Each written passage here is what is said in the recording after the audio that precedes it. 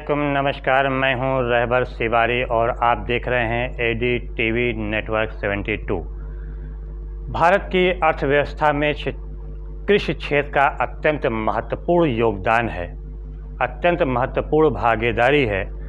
एक समय था जब समूचे विश्व में आर्थिक समस्या बड़े पैमाने पर खड़ी हो गई थी, आर्थिक व्यवस्था डावाडोल हो रही थी, आर्थिक व्यवस्था बेपटरी हो चुकी थी। ऐसे समय में भी भारत की अर्थव्यवस्था एकदम पटरी पे थी।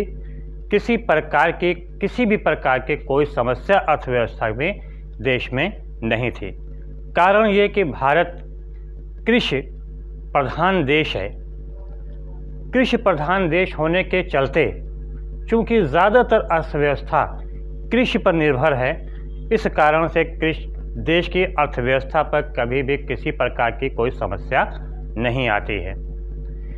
कृषि प्रधान देश में ये अलग बात है कि कृषि प्रधान देश में जिस अर्थव्यवस्था को संभालने में जिन किसानों का महत्वपूर्ण योगदान है, वो किसान लंबे समय से विभिन्न प्रकार की समस्याओं से संघर्ष करते रहते हैं। ये आज की कोई नई बात नहीं है। ये मत कहिएगा कि केंद्र में भाजपा की सरकार है या प्रदेश में है, इसकी वजह से किसान परेशान है। ऐसा कुछ नहीं है। देश की आज़ादी के बाद से लेकर अब तक जितनी भी सरकारें आईं, ख़ास तौर से कांग्रेस सरकार भी जो बनी, लंबे समय तक कांग्रेस ने देश में राज किया। किसी भी सरकार ने किसानों के उत्थान के लिए कभी भी कोई ठोस कदम नहीं उठाया और ना ही कभी गंभीरता दिखाई। आज़ादी के बाद से लेकर अब तक किसानों का सिर्फ और सिर्फ शोषण ही होता रहा। पूंजीपति शोषक रहे और किसानों का शोषण होता रहा।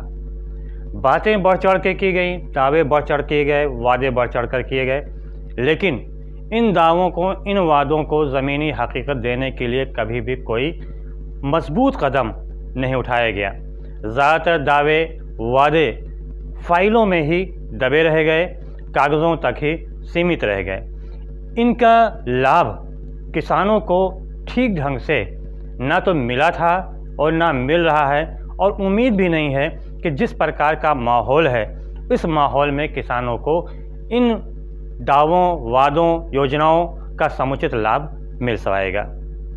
मैं बात नहीं कर रहा हूं किसान आंदोलन की, जो कृषि कानून को लेकर इस समय दिल्ली में किसान आंदोलन बड़े पैमाने पर चल रहा है। हम उसकी चर्चा आज बिल्कुल करने नहीं जा रहे हैं, क्योंकि उसकी चर्चा टीवी के ऊपर बढ़ चढ़ कर की जा रही है।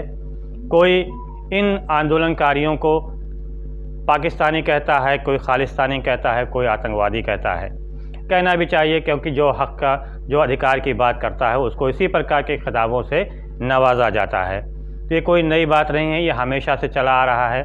आज़ादी के पहले की भी यही बात थी, अंग्रेज़ों के ज़माने में भी यही था कि जो हक की आवाज़, जो अधिकार की आवाज़ बुलंद करता था, उसको इसी प्रकार के खिताबों से नवाजा जाता था, और आज भी इसी प्रकार के खिताबों से नवाजा जा रहा है। इसलिए कोई बहुत ज़्यादा परेशान होने की ज़रूरत नहीं हो, इस पर कोई ज़्यादा वो चर्चा करने की ज़रूरत भी नहीं, क्योंकि गोदी मीडिया चिल्ला चिल्ला के इसके ऊपर हलक फाड़ के चीख कर इसके ऊपर बहस मुबाहिसा कर रही है। हमको इस पर कोई चर्चा नहीं करनी है। हम चर्चा सिर्फ ये करेंगे कि किसान की जो मूलभूत समस्याएँ हैं, मौजूदा समय में जो किसान मूलभूत समस्याओं से संघर्ष कर रहा है, उन मूलभूत समस्याओं को किस प्रकार से दूर करना चाहिए, या कौन कौन सी मूलभूत समस्याएं मौजूदा समय में किसानों को हैं।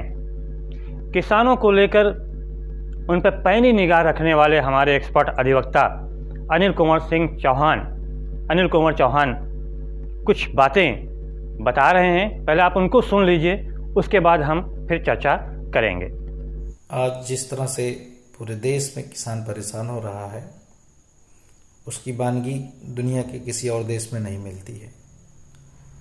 हम देखेंगे, सरकार केवल न्यूनतम समर्थन मूल्य तय करके ही अपने कर्तव्यों की श्रेय मान लेती है, जबकि सरकार को यह सुनिश्चित करना पड़ेगा कि किसानों को कम से कम उनका न्यूनतम समर्थन मूल्य तो मिल पाए। जैसे सरकार ने इस बार धान का न्यूनतम समर्थन मूल्य 1940 रुपये तय किया है। मैं आंकड़ा जरा देख लूँ।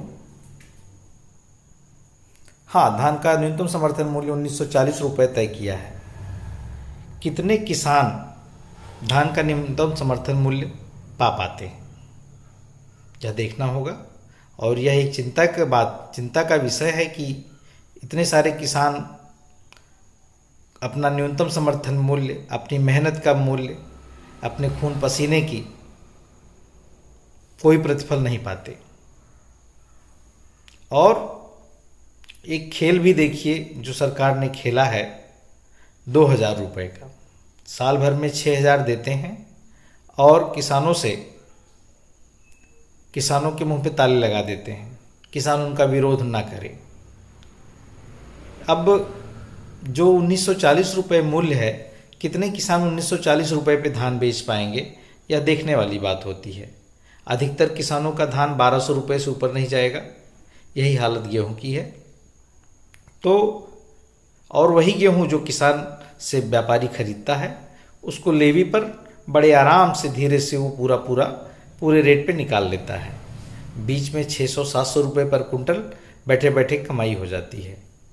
अब ये 600-700 रुपये किसान को मिले नहीं, खाद और डीजल के दाम आसमान पे जा चुके हैं, तो किसान किस तरह अपना जीवन गुजर बसर करे। और रही बात 6000 रुपये के जो किसानों को हर उसमें देते हैं प्रधानमंत्री जी किसान सम्मान निधि, उसके बारे में जान लीजिए कि आपको हर साल किसान जो होता है वो वही व्यक्ति होता है जो कम से कम लगान का भुगतान करता है। और लगान देने वाला कोई भी किसान लगभग 40 कुंटल से कम अनाज नहीं बेचता है सालीना 2 बार, क्योंकि 2 फसलें होती हैं। तो हर फसल पे उसको 28 से 30 हज़ार रुपये का नुकसान होता है। इस तरह साल में उसको 56,000 का नुकसान होता है और बदले में उसका मुँह चुप करने के लिए सरकार उसको 6,000 रुपये देती है। और अगर ये भी देखेंगे कि किस तरह से सरकार ने कब कब इस पैसे को रिलीज़ किया है, तो यह भी बड़ा एक मज़ेदार आंकड़ा है, क्योंकि सरकार उस समय पैसा रिलीज़ करती है जब इलेक्शन एकदम सर पे होता है। वैसे कोई नेता, कोई प्रधानी का इलेक्शन लड़ रहा व्यक्ति अगर पैसे बांट दे तो वह पूरी तरह इलीगल है, लेकिन सरकार ने क्राइम को लीगलाइज करते हुए 2000 रुपये उस समय रिलीज़ किया जिस समय चुनाव एकदम सर पे था। तो कहीं यह एक क्राइम को बढ़ावा देना तो नहीं है, इस पे भी विचार करना होगा और किसानों को समझना होगा कि उनके हित क्या हैं और अपने हितों के लिए संघर्ष करना पड़ेगा, क्योंकि कोई जादू की छड़ी नहीं है कि कोई एक बार में सब कुछ बदल देगा। सरकार, कोई भी सरकार हो, वो हमेशा शोषण पे ही जिंदा रहती है और ख़ास तौर से किसानों और गरीबों के शोषण पे, क्योंकि अमीर तो शोषण का हिस्सा, शोषक के रूप में काम करता है और वो हिस्सा होता है उस व्यवस्था का शोषण की, तो उसका तो शोषण नहीं हो सकता, लेकिन गरीब का शोषण हर हालत में होगा। इसके लिए गरीबों को सचेत रहना होगा, सावधान रहना होगा और अपने अधिकारों के लिए संघर्षरत रहना होगा। धन्यवाद। किसानों की जो मूलभूत समस्याएं हैं वो है खाद, बीज, सिंचाई और उनकी उपज का मूल्य उनको उपलब्ध कराना। क्या ये वास्तव में हो रहा है?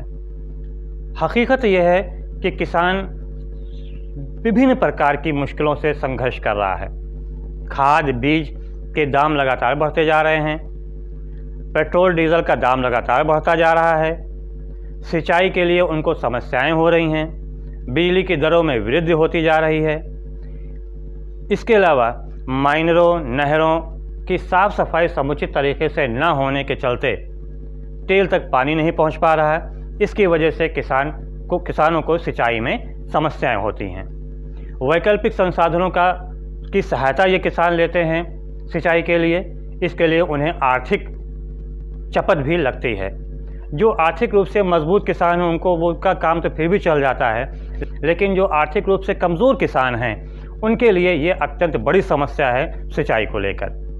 बारिश समय पर होती नहीं है, कभी सूखा पड़ जाता है तो कभी पानी पड़ जाता है, कभी ओले गिर जाते हैं जिसकी वजह से उनकी फसलों को अत्यंत नुकसान पहुंचता है। इन सारी समस्याओं के साथ साथ किसानों को उनकी उपज का उचित मूल्य भी नहीं मिल पा रहा है। रॉ मटेरियल के दाम में लगातार वृद्धि हो रही है, लेकिन उनका जो उपज का मूल्य है उसमें किसी भी प्रकार की कोई ख़ास वृद्धि नहीं होती है। हर साल 25 रुपये 50 रुपये प्रति कुंटल के दाम से समर्थन मूल्य में वृद्धि की जाती है, लेकिन क्या उस अनुपात में ये वृद्धि हो रही है जिस अनुपात में रॉ मटेरियल के दामों में वृद्धि होती है। ऐसे में ये किसान लगातार मुश्किलों का सामना कर रहे हैं। धरती का जिसे अन्नदाता कहा जाता है वो अन्नदाता ही मुश्किलों में है। अब जब अन्नदाता मुश्किल में होगा तो जाहिर सी बात है इसका असर समूचे समाज और समूचे देश पर पड़ेगा, और जब समूचा समाज समूचा देश प्रभावित होगा तो जाहिर सी बात है इसका असर अर्थव्यवस्था पर भी पड़ना तय है। अगर आप देखें, ये बात की जा रही है कि हाँ कि किसानों की आय दोगुनी की जाएगी, इसका भी दावा भी किया जा रहा है कि 2024 तक किसानों की आय दोगुनी कर दी जाएगी। सबसे पहले तो यही तय करना पड़ेगा कि आखिर किसानों की आय है कितनी।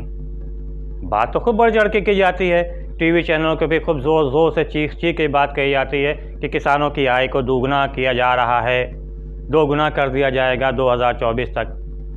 2 गुना तो कर दिया जाएगा, लेकिन ये पहले सुनिश्चित करना अत्यंत ज़रूरी है कि आखिर किसानों की वास्तविक आय है कितनी। हरियाणा में पिछले दिनों कृषि मंत्री ने ये बात बताई सदन में कि हरियाणा के किसानों की जो आय है वो लगभग 14.5 और 15,000 रुपये, सबसे ज़्यादा आय हरियाणा के किसानों की प्रतिमाह।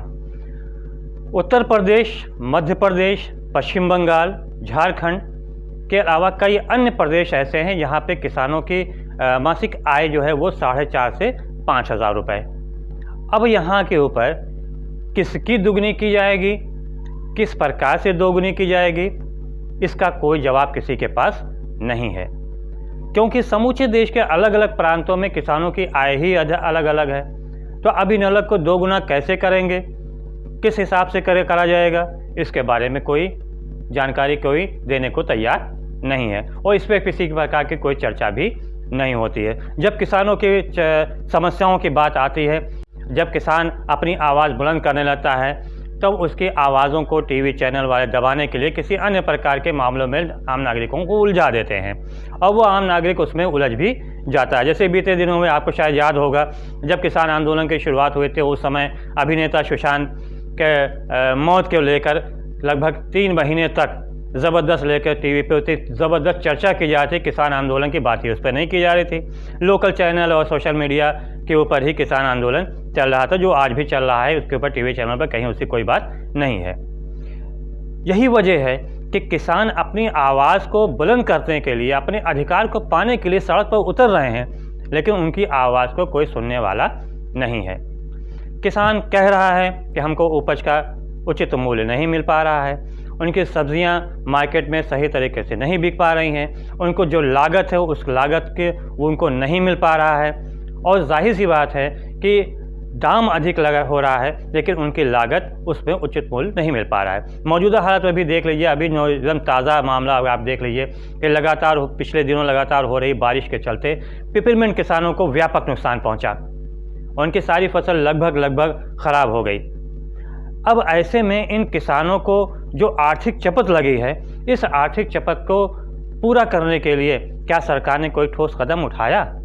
शायद नहीं उठाया, क्योंकि मौजूदा समय में वार्ता की जा रही है, किसके ऊपर चर्चा की जा रही है। चुनाव करीब है, आ रहा है 2022 से, उसके बाद 2024 है। चुनाव के ऊपर ज़ोर शोर से बातें की जाती हैं। धर्मांतरण के ऊपर चूँकि चुनाव है, इसलिए जाहिर सी बात कुछ ना कुछ मुद्दा चाहिए। इस प्रकार का धर्मांतरण पे जोर शोर से वार्ता की जा रही, चर्चा की जा रही, चीख के हल पढ़ के चिल्लाया जा रहा है इस पर। लेकिन जो किसान को नुकसान हो रहा है, जो किसान अपनी उपज को सड़क पर फेंक दे रहा है क्योंकि उसकी उपज का उचित मूल्य नहीं मिल पा रहा है, उसके लेकर किसी प्रकार की कोई चर्चा नहीं होती है। किसान बीते दिनों भी आया था कि टमाटर और को उन लोगों ने सड़क पर फेंक दिया, इसलिए फेंक दिया क्योंकि उसका मूल्य ही नहीं उनको नहीं मिला था। आलू सड़क पर फेंक दिया क्योंकि उनको उचित मूल्य नहीं मिल पा रहा था। तो इसको सुनने वाला कहीं कोई नहीं है, और जब धरती का अन्नदाता की कोई सुनवाई कहीं नहीं होगी तो जाहिर बात है इसका कितना असर देश की अर्थव्यवस्था पर पड़ेगा, इसका अंदाज़ा शायद किसी को नहीं है, और आने वाले समय में इसका व्यापक असर देखने को मिलेगा। इसलिए सरकार को चाहिए कि वो किसान को किसान ना समझे, बल्कि इस देश की अर्थव्यवस्था को संभालने के लिए एक बड़ा स्तंभ है, एक बड़ा स्तंभ है खंभा है ये किसान, और इस खंभे को, इस स्तंभ को मजबूत करने के लिए और भी मजबूत करने के लिए सरकार को गंभीरता दिखानी होगी। क्योंकि अगर ये स्तंभ मजबूत होगा, ये खंभा मजबूत होगा, तो जाहिर बात है छत भी बहुत मजबूत होगी, घर भी बहुत मजबूत होगा। लेकिन अगर नींव ही कमज़ोर होगी, खंभा ही मजबूत होगा, तो हल्के से भी झोंका आएगा हवा का तो सब कुछ धाराशायी हो जाएगा। इस तरफ भी हम सभी को सोचना होगा। सिर्फ सरकार का ही कार्य नहीं है, बल्कि किसान को भी अपनी आवाज़ को बुलंद करना होगा। एकजुट होकर किसानों को आगे आना होगा। वो इस बात पर खुश ना हो कि उनको 6,000 रुपये जो मिल रहे हैं उस 6,000 से उनका काम चलने वाला है। इससे काम चलने वाला नहीं है जब तक कि उनको उपज का उचित मूल्य नहीं मिलेगा, जब तक कि उनकी मूलभूत समस्याएं दूर नहीं होंगी, तब तक किसानों का विकास होने वाला नहीं है। और अगर किसान का विकास नहीं होगा तो उसका अत्यंत प्रभाव अर्थव्यवस्था पर भी पड़ेगा। तो दोस्तों, अगर आपको हमारा ये वीडियो पसंद आया हो तो हमारे चैनल को सब्सक्राइब ज़रूर से ज़रूर कीजिएगा, ज़्यादा से ज़्यादा लाइक कीजिएगा, कमेंट कीजिएगा और शेयर कीजिएगा। साथ ही किसानों के हक़ की आवाज़ को भी सोशल मीडिया के सहारे सरकार तक पहुंचाने का काम ज़रूर से ज़रूर कीजिएगा। तब तक के लिए धन्यवाद। जय हिंद, जय भारत।